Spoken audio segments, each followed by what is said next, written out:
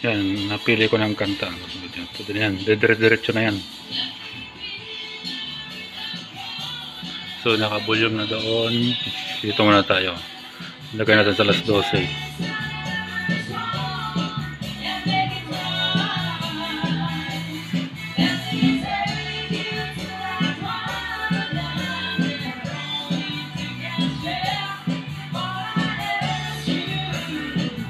Yan yung tunog ng Yamaha Integrate. Ito naman sa kabila.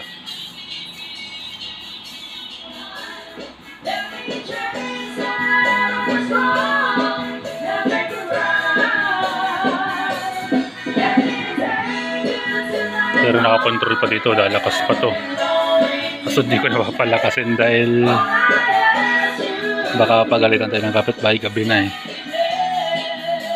Ngayon lang ako nakakapag-vlog kagabi dahil natrabaho sa umaga eh. Kukunin ko yung volume niya sa crossover. Sasagad ko dito. Haba ko muna to. Yan. Meron pa dito. Sasagad ko dito ganyan. Ito. Yan na.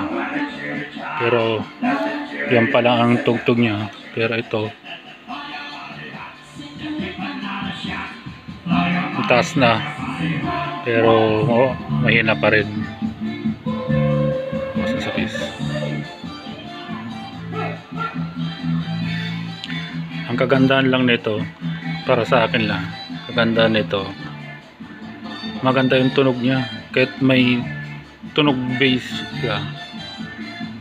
Pero yung speaker niya di gumagalaw. Maganda ito quality. Pero ito, kailangan pa kontrol eh. Mano-mano. Sa mga dinadaanan. Pero malakas to. Dahil sa mga processor na pinagdaanan sa manual. Ito kasi direkta na eh. So yun lang na napansin ko dito. Ito lang linagay ko kasi ito talaga ginagamit kong pang made. Kaso kukumpara lang natin to sa 350 na amplifier na power amp to 350 na integrate power amp. Japan made pero integrate. Ito China made pero power amp. So mas malakas to, kaso nga lang mas mahina to. Mas maganda yung tunog niya.